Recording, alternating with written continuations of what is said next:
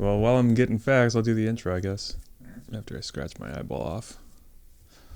What's up, everybody? Welcome back to Let's Talk Music. Cue the fun intro.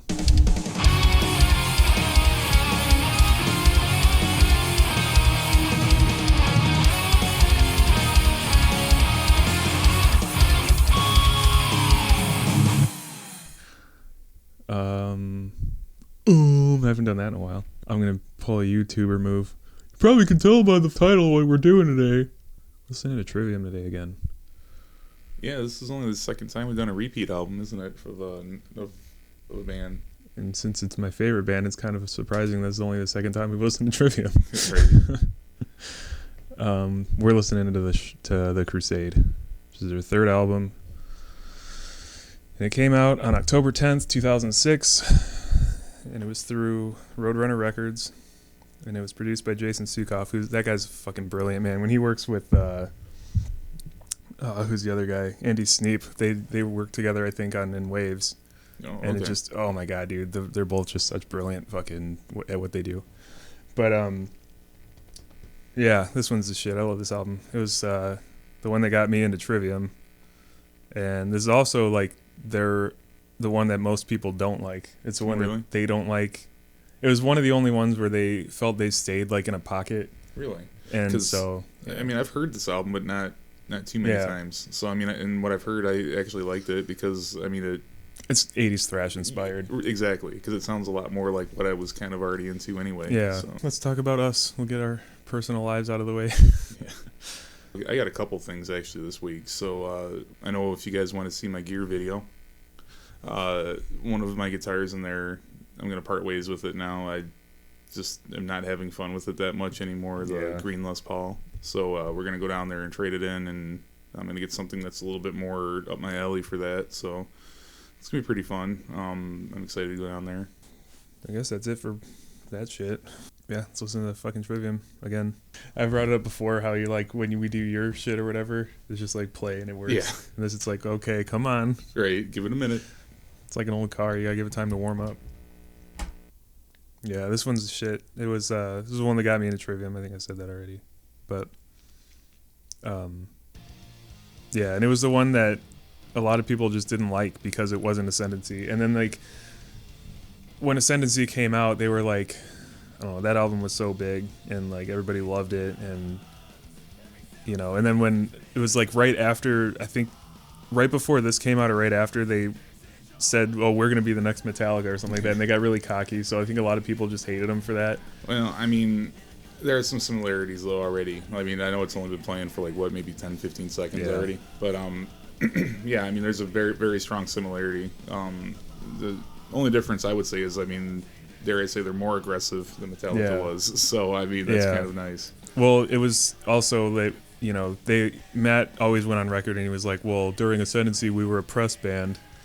And what he meant by that was they got a lot more like media coverage on that album, and they were in magazines all the time. And at that point, the magazines were saying this band is going to be the next Metallica. Right.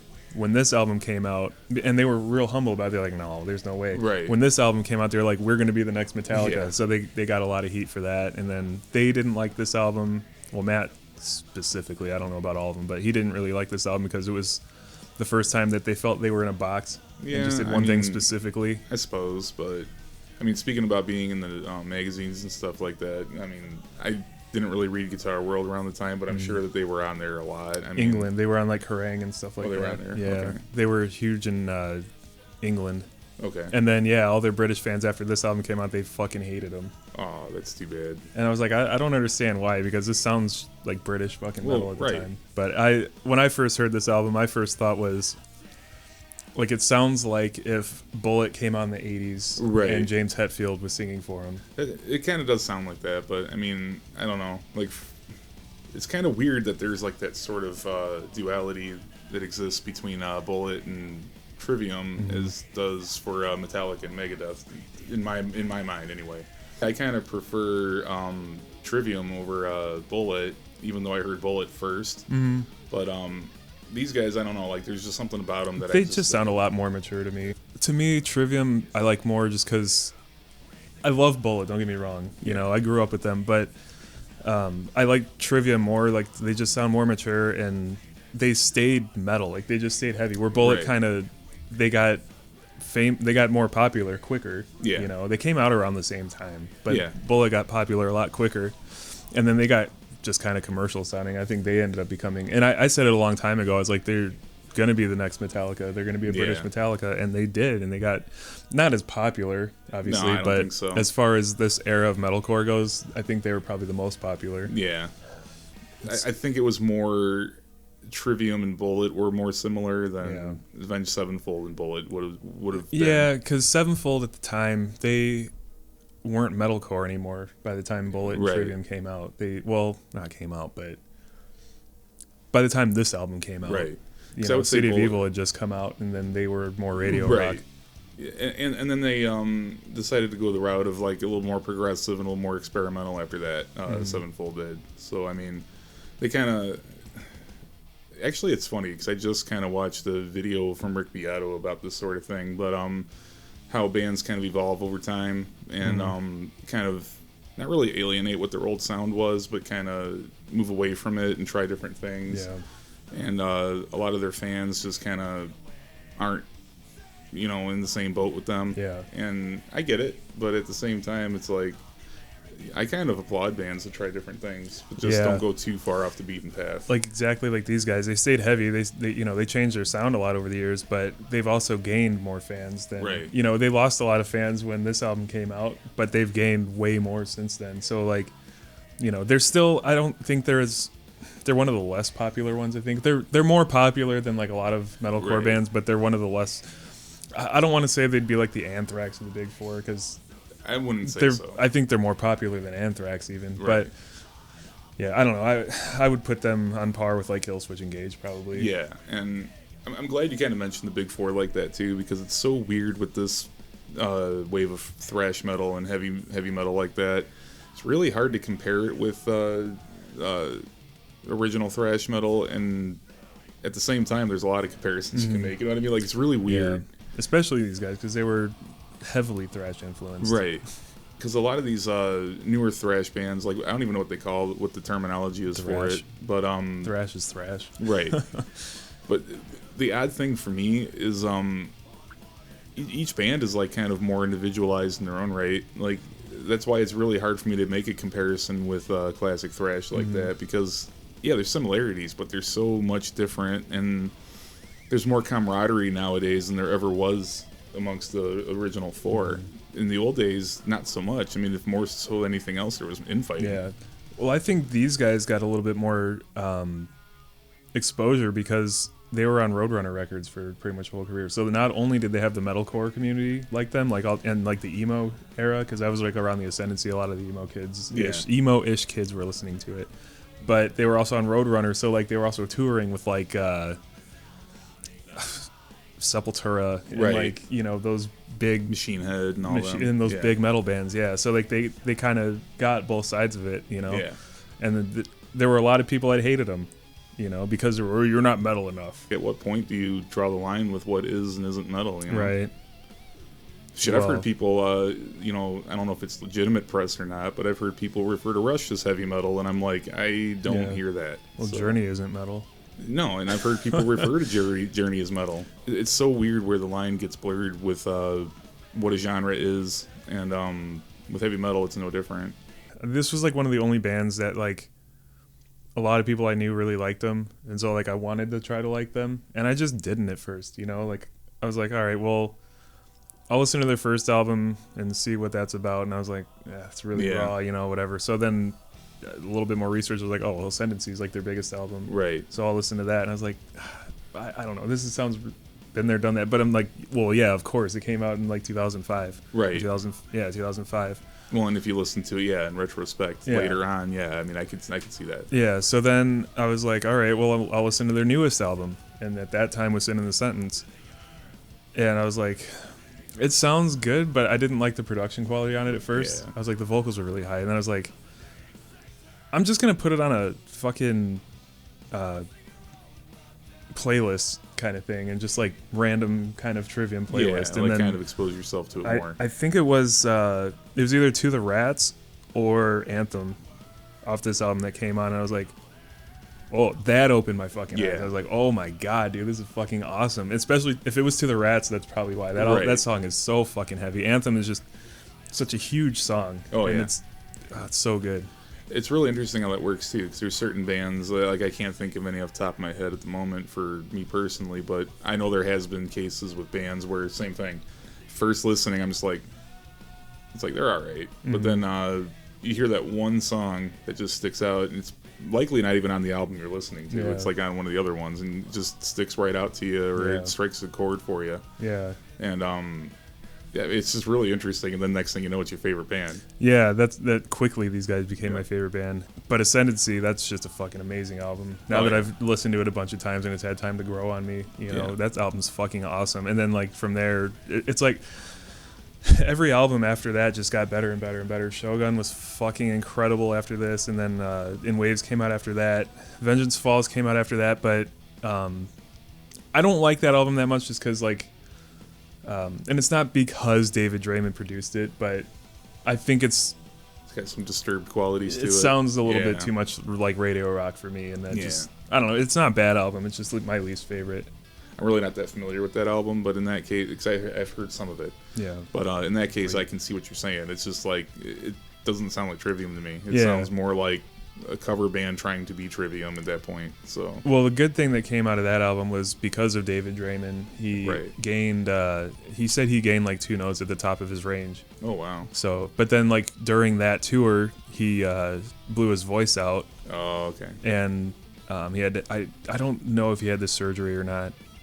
But he said he would never scream again, which ended up being, you know, he ended up started screaming again anyway. But it sucks being told that, though. The album that came out after that is another one that a lot of people don't like, is Silence in the Snow. I love that album. I think that album's pretty good. That album's the shit. There's just no screaming in it, you know? Right. And it's just, that's another one that they don't really like, because he said that that's another one where they were just kind of in a box. Right. You know, and they just kind of stuck to one thing. But I love that album. Sonically, I really like it.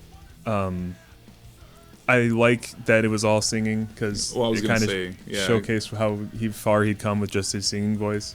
It's not my favorite, but, you know, I mean, I'm going to favor clean vocals over barked or growled vocals like that. And that's kind of probably why I like Silence in the Snow, is because it's just straight singing, and that's more so like what's more comfortable for me to listen to. Well, I guess this album doesn't really have any screaming in it either. No, but I mean, it does have the barked, aggressive kind of vocals. Yeah. So, I mean, it's kind of like teetering on the edge vocally for me, but at the same time, the music makes up for it hardcore. To me, this album just sounds like James Hetfield. But yeah, and then Sin in the Sentence came out after that, and I think sonically that's their best album. Yeah. Like, now that I've listened to it a bunch of times, that's up there within Waves for me as far as favorite albums, too. Like, that album is fucking amazing. It's so good. Because those two are back to back, right? Silence in the Snow and then Sin in the Sentence. Yeah, and Sin in the Sentence was the first one with Alex Bent on drums. Okay. And that kid, oh my god, that kid fucking rules. He's so good. Yeah. Because Sin in the Sentence, I thought was, like, that's probably my favorite one of theirs. That was probably that's a really good one. That was probably their biggest mix of them, just genres that they've covered, but they also incorporate a little bit of like power metal into it too. Right. And I really like that. Because, I mean, I'll admit, too, and then I have to throw In Waves in there, because that was for me anyway, that was the very first album of theirs I heard. In Waves, that was the one that kind of got me aware of Trivium. Mm-hmm. And it's a pretty good album. I mean, that album fucking rules. It's pretty solid, like the title track and then most of the others. I mean, it's pretty aggressive, but I know you're not going to like hear this, but to me, I think that's their most pop-sounding album. Really? To me. Well, you haven't heard Vengeance Falls either. Yeah, because I probably haven't heard, like I said, I mean, if I haven't heard some of their other albums, I mean, but to me, of the ones I've heard, that's the most pop-sounding one. Also, read the lyrics for In Waves. In Waves, yeah. Anyway, back to their timeline. I don't know why I started going down that route, but I did. What the Dead Men Say came out after Sin in the Sentence, and I still love that album. That's up there too. Like, it was like 3 or 4 albums in a row that came out. They're just like, oh my god, like how can they get better than this? And then that album, other than the fact that my car doesn't have a CD player in it anymore, that never left my car or my CD player since the day I bought it. I pre-ordered it, so I got it the day it came out. And that was the one that got Mom liking them. Yeah. Because what was that song? Bleed Into Me. She loved that song. Yeah. It is a cool song, though. And then In the Court of the Dragon, that came out just the next year after that, and I like it, but it's, I don't know. I to me it sounds like it was rushed. Yeah. You know, I think it's a good album, like sonically, musically, and everything like that, but it's just, I don't know. Yeah, I think they put it out a little bit too soon. Yeah. But that's okay. I mean, like, you know, those are their that I would consider the most well-known albums of theirs. Their early stuff, like this album and a couple others, the two preceding this, I really don't think anybody under, what would you say, like 25 or so would even know much about that. Probably. I mean, they were kind of. I mean, I didn't even start listening to these guys until I was, I don't know, 27, 28. Well, sure, so, but yeah, I mean, their first album came out in what, 2002, yeah, 2003 or something like that, 2004, early 2000s. Yeah. So, I don't know, and they weren't popular when their first, or Exactly. then they didn't get popular until their second album came out. And then, like I said, after that, after this came out, everybody was like, "Fuck Trivium," right? You know, they're just trying to sound like Metallica, and I still think that's a shame because it's like, you know, if anything, that sounds more like Iron Maiden to me than Metallica. Yeah. Well, and you know, it just sucks that the media, because like the way you were saying it and everything, it's just the media always fucks bands sometimes because it's like they'll try to put words in the band's mouth and everything and try to build them up to be a certain thing, and then when they kind of agree and fall in line with that, they get criticized for it. So, you know, it's kind of shitty, you know, like that. You know, people have these expectations. But it's just such a badass album. Yeah. Dude, for just pure thrash, it's so good. But I'm definitely looking forward to a new album because that last one came out in 21. So it's been 3 going on 4 years now. Yeah, because you know what? Now that I think about it, they were one of those bands where they were like clockwork for a while. It was like every year or two. Years, yeah. You know, I was in high school when this shit came out, so it wasn't really popular, but I just kind of gravitated towards that group of people, I guess. Right. And you know, it started with Atreyu, Yeah. and then, or Sevenfold, I guess. Well, really, if I really want to get down to it, my roots in metalcore is not metalcore; it's System of a Down. Right. And the only reason I found all these bands is because we went to go see System of a Down play at Ozfest. Yep.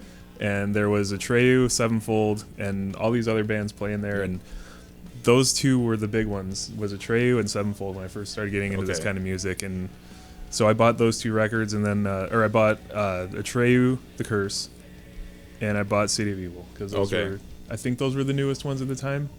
Maybe a Death Grip on Yesterday. Because you guys went 06. Yeah, I was saying that was what was it, March 06? No, 06? it was in the summer. Oh, it was in the summer. It was like July or June or something like that, middle of summer. But yeah, and then I don't know. I guess I rode Sevenfold for a long time. That was like my favorite band for the longest time. And then Paul showed me Bullet.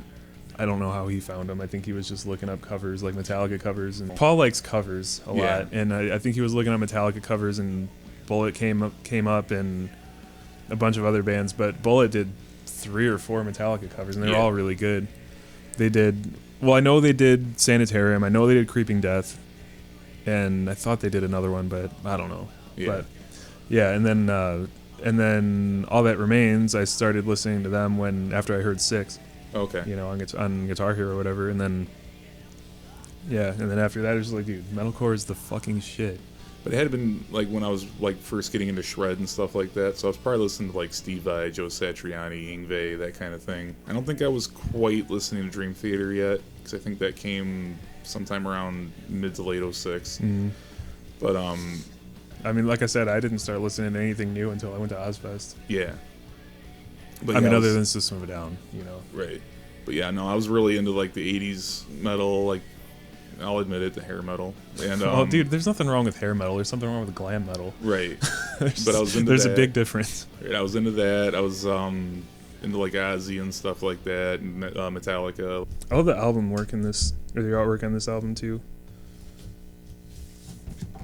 Like if you fold it, well, that's just cool. Yeah, I mean that's like one of the coolest inner sleeves I've seen. If you can see it, I just think that's a cool fucking. And then Baby Heafy right there. Yeah. But then if you fold this out, it's a whole painting. That's really cool. I mean, I don't know. Yeah, I think the lights are glaring off it, but whatever. It's really cool. I don't know if I've seen a more badass metal cover before. So, oh, sorry. Go ahead. It's okay. You were saying something. No, I was just saying like around this time when this album came out. Yeah, I mean, like 05, 06, 07, it was weird because, well, even then, I was so busy with college around then, too. I didn't really focus on music too much.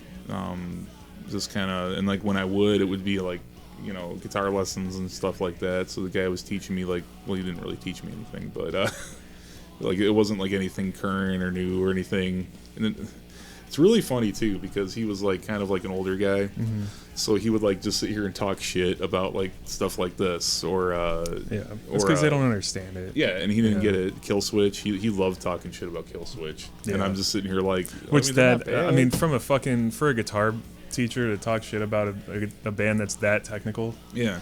Like, Kill Switch isn't that technical of a band, but what they do, or for what they do, yeah, it's pretty fucking technical. Yeah. They're probably one of the more technical metalcore bands. Right. Some of the shit Adam D writes is just, even to me, is just fucking mind-blowing. Like, I mean, I'll admit, I can't play it. He's a fucking so pioneer, I think it's man. awesome. It's just interesting because it's like the younger group, you know, kind of pushes back against the older group going, how come you don't understand this? How come you have to be an old asshole and talk shit about my music? Well, what it is because it's the same reason that it. is either that or it's the same reason that we don't, or like I don't like Elvis. Right. I appreciate exactly what what he Elvis said. did, but it's like I wasn't around then. I can't appreciate it. You know, it's way before my time. It's way before shit I can understand. And that's exactly You know? what he said. He goes, because there's what he was talking about particularly was different eras of music, and I found it very interesting because right now I don't know if you agree or not, but we don't really have an era right now. Yeah. Like there was swing, there was jazz, there was rock and roll, there was like heavy metal, there was grunge. We're in the fucking digital era is what we're in. Exactly. Yeah. And I agree with that. You know, like there wasn't, I guess the way I would put it too, I remember going to the store and I remember going and buying CDs or tapes or whatever, and it was because it was popular. You know, it's what was on the radio. It's what everybody was talking about. Yeah. If you're lucky enough to have MTV at the time, it was what was on MTV all the time. So I remember just everybody listening to the same thing because that's what you were exposed to. Everybody had to listen to it. Yeah. And that's how you get different eras, I guess. Yeah. But now, since we have digital, you can just pick whatever song you want anytime, and you know you're not forced to listen to what everybody else is listening to. Yeah. The only thing that I will say, well, there's a lot of similarities between the older generation with music and the new generation with music. If you really look at it, well, you don't really have to look at it that hard. If you just take a step back and look at it for what it is. Right. Older generation. I was just talking to one of my coworkers. He said he was talking about Snowblind. I was like, wasn't that a song in the 70s? And I was like, I'm pretty sure Sabbath did it. I'm pretty sure Styx did it. And I'm pretty sure, didn't Deep Purple do a song called Snowblind too? Yeah. Anyway. It was such a common And then, song. and he was like, oh, I never listened to that crap. That was too new and blah, blah, blah. And he's like, if I can't understand the vocals and blah, blah, blah, and the singing and all this, he listens to, like, country and, like, stuff from, like, the 50s and 60s and, like, classic rock, like rock. He doesn't like metal. He's like, I don't like any of that hard and heavy shit. And I was like, well, you would probably fucking explode if you listen to the shit that I listen to. Right. You know? Which is a lot more aggressive up-tempo. So I was thinking about it. I was like, well, there's a lot of similarities there between people that grew up in, like, the 50s and 60s and the people that are growing up now with music is that they want something that's catchy and short, whatever's on the radio, and something that they can sing along to. Right. You know? And it's like, but that's the difference between a casual fucking listener and people like us that, like, are listening like this. This isn't going to get radio play because it's not catchy. To the Rats. It's such a badass song. Talk about a fucking thrash song. Anyway. But I was going to say, since we're musicians, we're a little bit more active listeners, so we're probably to varying degrees, but we're picking certain things out of the song. And this is kind of where I can understand the older crowd. If it has no guitar in it, I'm sorry, it just ain't for me. Yeah. I'm sorry, I can't do it. Tim doesn't like pop, is what he's saying. Yeah, like I don't like it, and I don't hate pop. I don't like this new shit. No, and even then I haven't liked pop since I would probably say the mid '90s, just because pop music, it was really weird because there was a really blurred line between rock and pop for a long time, and I'd probably say like 1996, 1997 is kind of where that line became a lot more solid, where this is pop music, this is rock music, and I would say starting right around there is when I kind of stopped liking pop music. Because the way I see with pop music, it's supposed to be music for everybody. Well, I mean, if you're alienating a lot of people when you're eliminating certain instruments from your music. You know? I don't know if it's music for everybody. It's definitely music for the mass For the audience. mass, yeah. And The majority, and exactly, and the majority of people, no offense, are not musicians. You know what I mean? So like they're listening to vocals because that's what people can relate with. They can. A lot of people aren't, listening to guitar lines and be like, "Oh, that's really interesting what he's doing here." They're listening to the vocals because somebody's actually saying words. Right. You know? And I understand that, and that's usually why, for a musician, in most cases, it's hard to listen to and get anything from pop music because it's always the same chord progression. Yeah. It's always the same instrumentation. Yeah. It's usually the same kind of melody. It's even too simple. Yeah. And then, and then a lot of the older crowd and the people who listen to pop don't like stuff like this because you can't understand what they're saying until you actually like listen to the fucking music or read or I don't know, just pop artists in general. I hate when they call them artists. I hate when they call them musicians because they're not. They're singers. Like. There's nothing wrong with that. Like they got a good voice. They're a talented singer. But it's kind of bold to call them a musician or an artist because most of the time they're not the ones writing their fucking lyrics. Exactly. They're not the ones writing their music. They're not.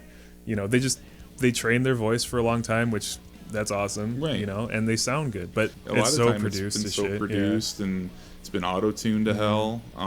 It's been saturated with all kinds of effects and shit. So a lot of time, what you're buying as a pop listener is the image, not the actual. Exactly. And that's exactly music. what pop music is. It's a means to make money. Right. That's really all it is. It's for the record label to make money. And,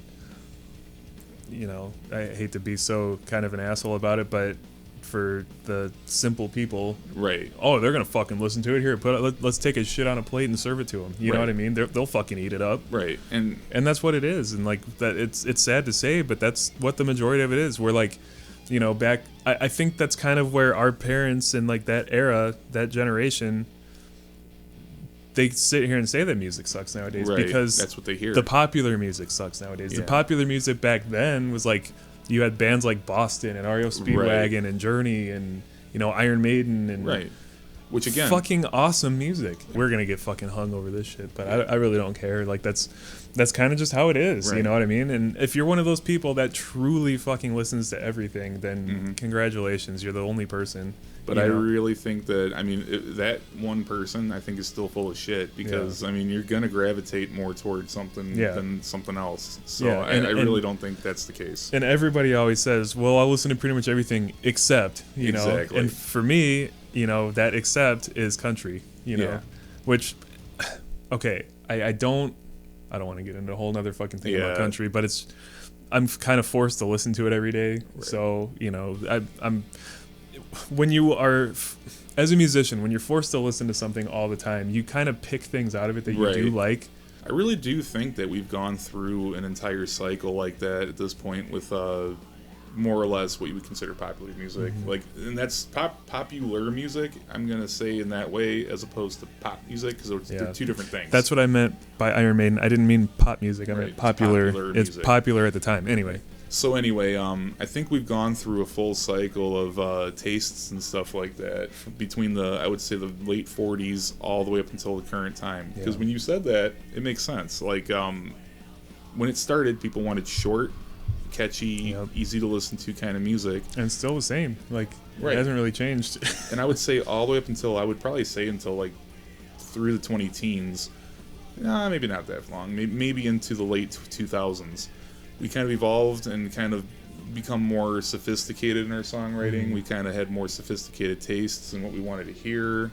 Yeah, around there up to like maybe 2010 was just that was, for me at least, that I think the early or mid 2000s was like peak metal. Yeah, as far as metal goes, like that's my main shit. I love metal. Right, but for me, I think metal peaked in like mid to late 2000s. Yeah, and I'm saying like more so like.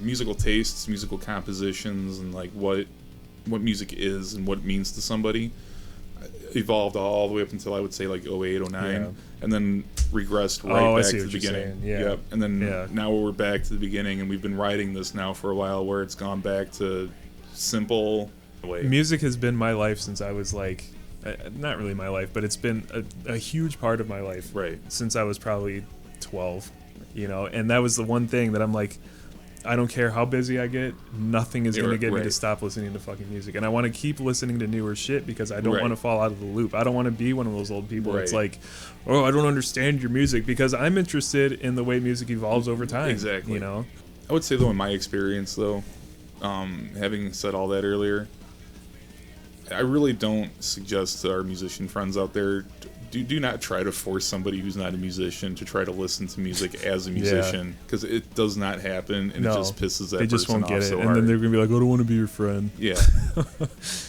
Just kind of was like, okay, listen for this and listen for this, and they don't get it. It frustrates them. They get mad at you. You know what though? I'm gonna throw a wrench in that, because define a musician. Is it necessarily somebody that plays an instrument? No, it's somebody that's got musical knowledge. Well, I was going to say, so somebody who has that innate ability to understand it. Because Casey, he doesn't play any instruments, and he knows more about music than I do. Well, sure. He's a lot more knowledgeable about music theory than I am. And I would say Casey is hardcore the exception to that, because Casey gets into, understands a lot of things about a lot of different topics. Because, correct me if I'm wrong, Casey, but he's a lot like us, where when, society and life and everything just was shit for you or for me, music filled that void. That's what it was for. That's why I cannot I can't imagine a life without music, because that's the one, other than my car is one of my best friends.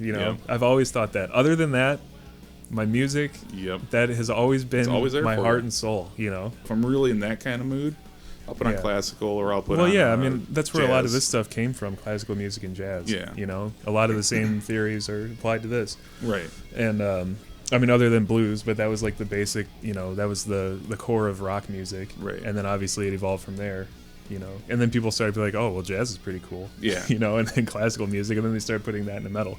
Right. And I don't know, maybe it was before that, but I would kind of contribute that to Randy Rhoads, kind of bringing classical music and shit like that into metal, and it becoming. I think he was the first one really to push it and become more of a popular thing in metal. I bring up jazz though because there's a lot of people that really equate modern progressive music with jazz music, and I don't agree. It's I can see why somebody would say that, but I really don't agree.